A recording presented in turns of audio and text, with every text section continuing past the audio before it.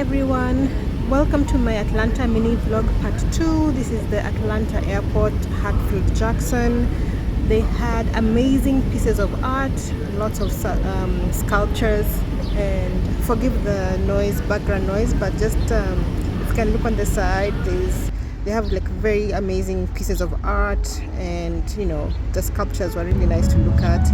And then this was my ride to the hotel. That hotel was the American Hotel Atlanta Downtown Tapestry Collection by Hilton.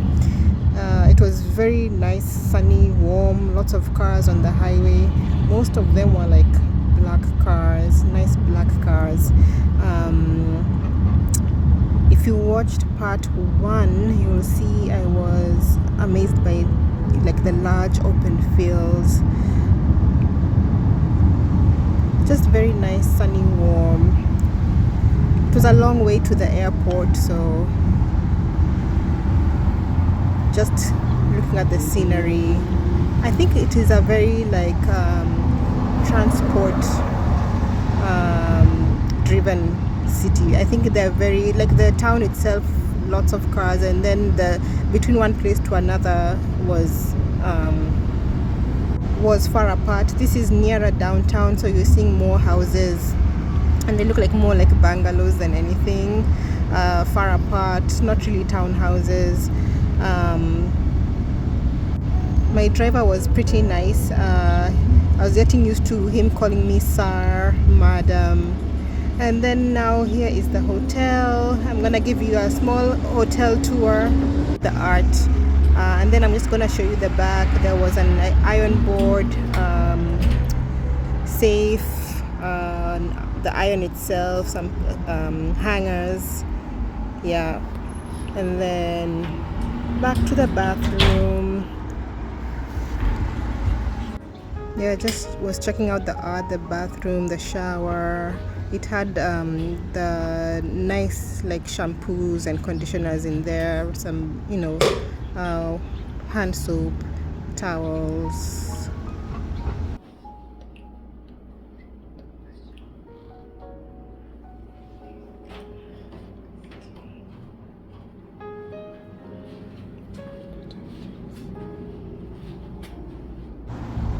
There was some water on the side, some complimentary drinks, tea, the lamp, the curtains, the bed was so comfortable.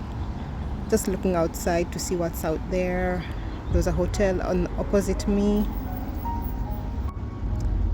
I was expecting more movement outside, but there were hardly any people, and this is like at 5 o'clock, and I think it was on a Monday. It was pretty kind of weird downtown. I don't know if all the offices are somewhere else, but yeah, just not too many people, just like more of tourists than anything else. These are the paintings. Oh, I loved the art, the Martin Luther King right there, and then that was like a picture of the hotel as it was like when it first started, and the fridge.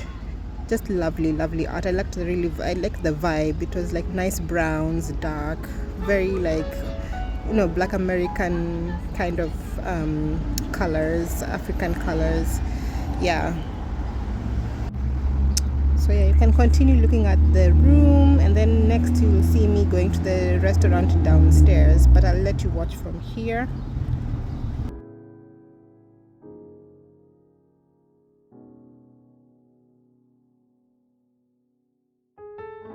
So the restaurant was downstairs. This was their menu, also the same dark, warm, inviting vibes. I was trying to capture the music and the art at the back.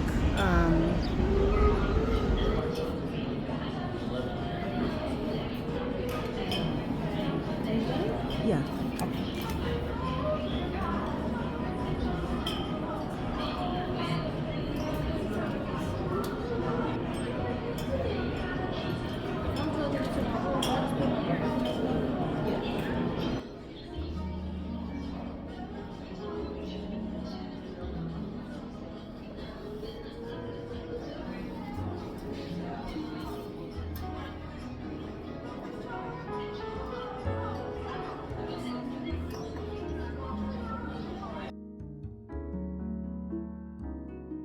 I came back to my room and then decided to watch a Luther Vandross movie. Oh my god, it had me crying. It had me crying. That guy passed through so much. And then I was just working on my computer and trying to get the Wi-Fi on and get some things done. The next day was at the breakfast, still at the hotel downstairs, and that's like I think a tram outside. It had still very nice pictures. That was my food, some juice, some tea.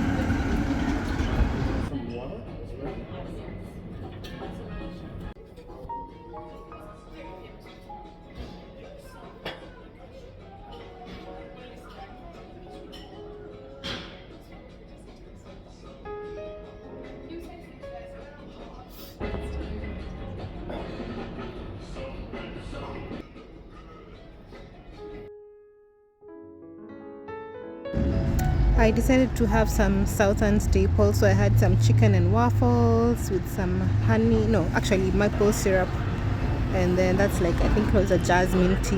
I was looking outside, seeing the tourists, just go around. The music was very Luther. I just loved that whole vibe.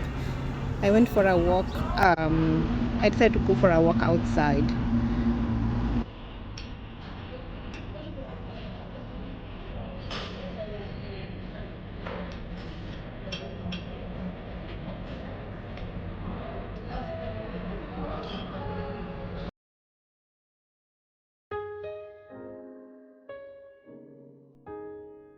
So I went to the Centennial Park. It says 100 outside there. The Centennial Park is an Olympic public park in downtown Atlanta, which was a hub during like 1996 Paralympic Games. It shows.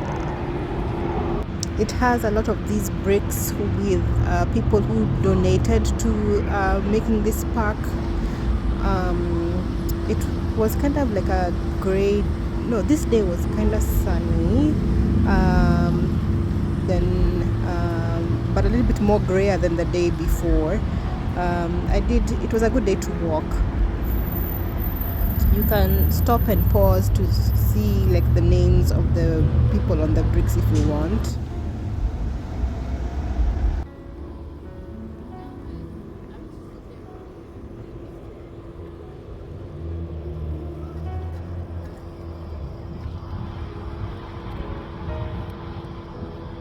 Walking to the World of Coca-Cola, and on that side is the College Football Hall of Fame, and behind me are hotels in downtown, and right ahead of me is a statue. That was actually a sculpture of the Gateway of Dreams. I think that's what it's called.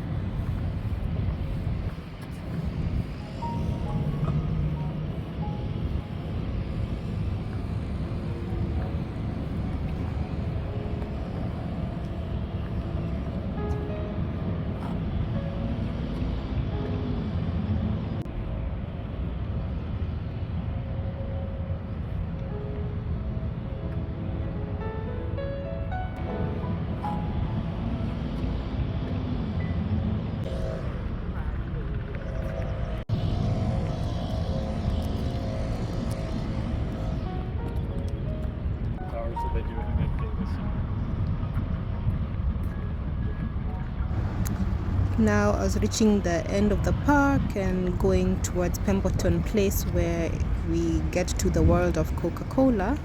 And Pemberton was actually one of those people who was associated with the making of Coca-Cola. As you can see here, there's a city pass which actually I bought, which helped me get into 3 of these places. You can actually use it for 5 days, but I was only there like for 2 or 3 days, so I just used it for what I could. I went to the World of Coca-Cola, Aquarium, and the Civil Rights Museum with the city pass, so I think it's a good idea to get one. And then here are some mementos, like there's a Coca-Cola bottle top with World of Coca-Cola, some bottles with fancy bottles with like art paintings, and all the things that represent Coca-Cola on them. There were quite a number of people going in.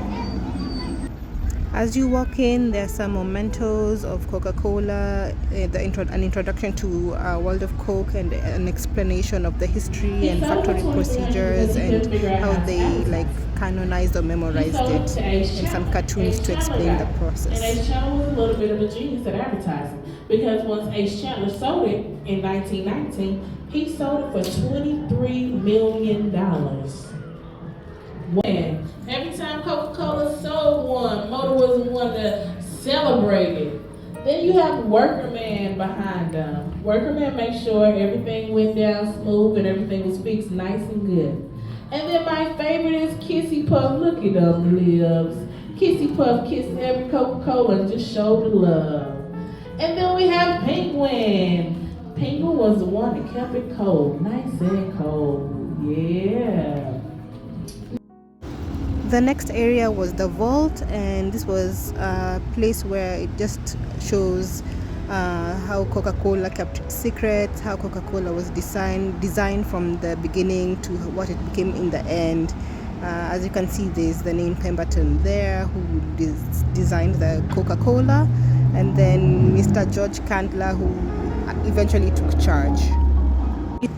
It was amazing to me to know that the history of Coca-Cola was so tied to Atlanta.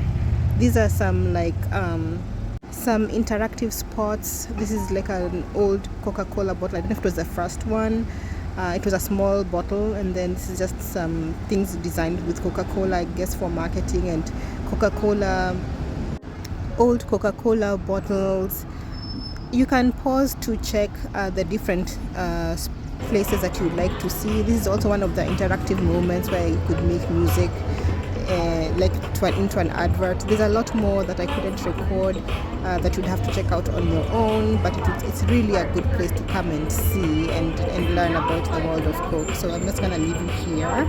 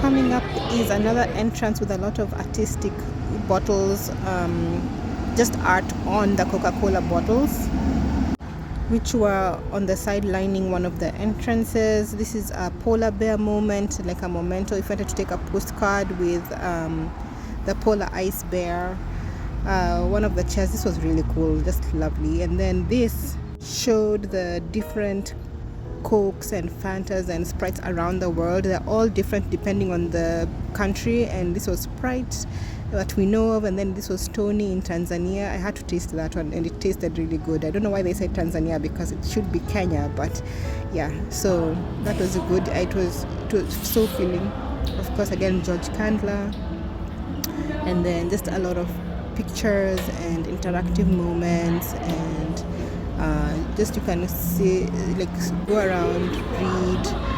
This was like a Harry Potter vibe to me. Like it was kind of like a street where like it had a lot of like Coca-Cola like mementos. So there's one coming up which is the car, and then there's like a shop. There's like a bottling company, but showing like how they bottled the Coca-Cola. And then when you go down, like there's a grocery. Really like dark Harry Potter vibes to me, but no scary moments. This was me, like, I don't know, a butler in one of those Coca-Cola periods. I don't even think it looks like me, but because of my glasses, I think they couldn't really tell, so they just made me into a butler. As you can see, there was that Coca-Cola truck, really cool, the old TVs with the Coca-Cola ads. And this was another interactive moment when you could sing. And then these are just like other Coca-Cola franchises like Smart and Seal, and the others, but you can stop and look at those. And then now I had come out of the Coca-Cola, and there were still, as you can see, the children on the side. I think they had come like for an excursion, and I just took some pictures of the outside. Welcome to the Georgia Aquarium, where I started with some very beautiful jellyfish. Those are the jellyfish. Then these are the sharks. There was the hammerhead shark. There's another one, I can't remember the name, but just like a normal shark. But I really took pictures of the hammerhead sharks. Yeah, this is the other one, which is I can't remember the name, but yeah. And then there's a hammerhead one at the back over there. You're walking in it. This is the tunnel. It's a big tunnel. It's a huge tunnel to see all our sharks.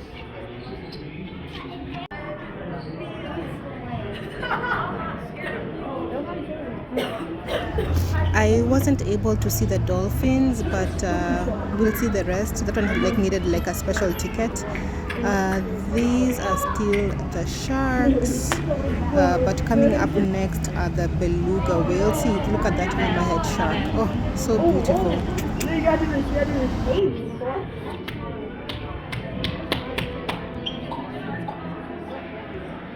Come on, come here. Those are the shark's teeth, which appear in 3 lines, very sharp. These are the whales. I was talking about the beluga whales. And if you notice, they have like a ridge at the bottom. I think there's a point where you'll see the notice where it says they don't have a fin at the bottom, they just have a ridge.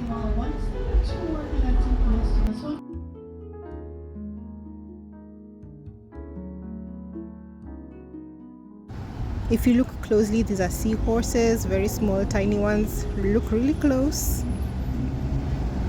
And then I just went up. There was also a lot of people here. The Georgia Aquarium. My foot was starting to hurt, and I was kind of limping over here. But yeah, see a lot of people waiting for the different turns. And as I said, here is the more information about the beluga whales. These are the penguins, beautiful black and white penguins.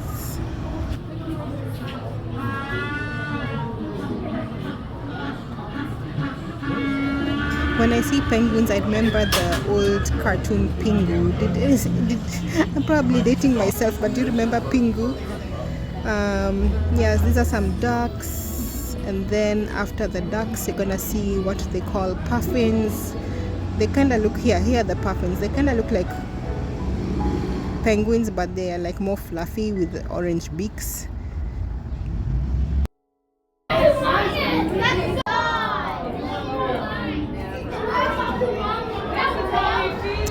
This was another area which was very beautiful. Big, large whales, a lot of schools of fish.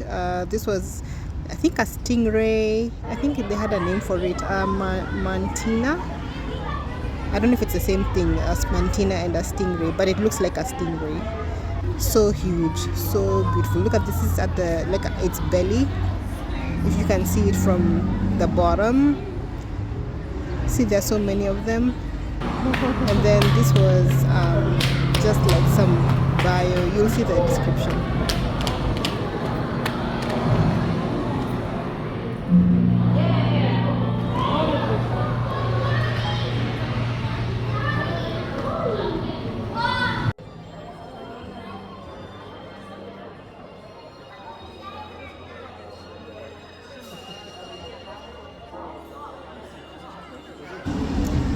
There are more and more schools of fish here.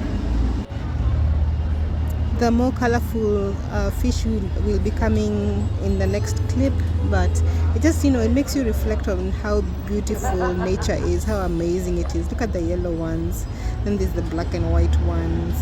I think there was an area where you could actually color your own fish, just as a representation of what fish you see, or like the seahorses, all of that stuff. There's the stingray. Yeah, just beautiful.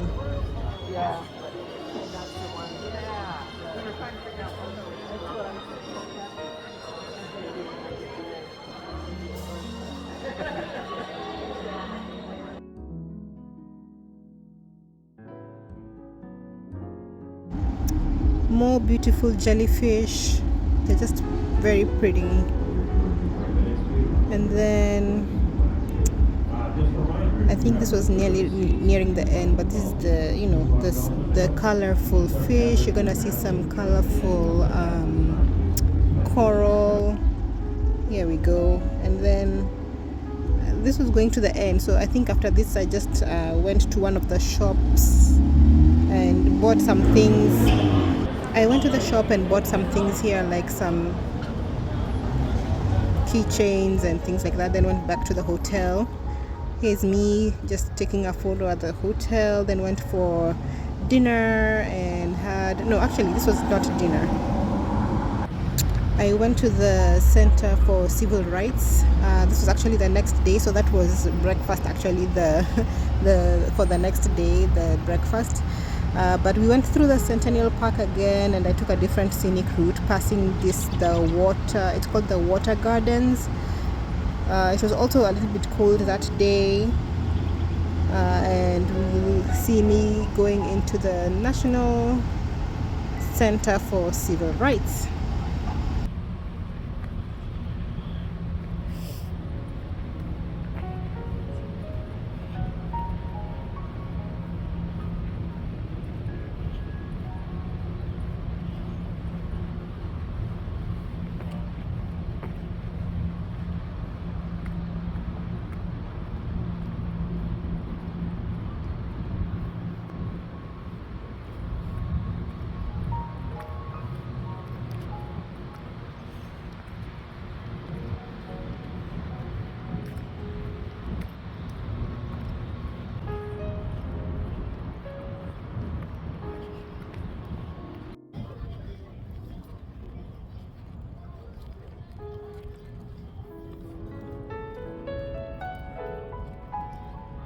Cold today, kind of freezing cold today.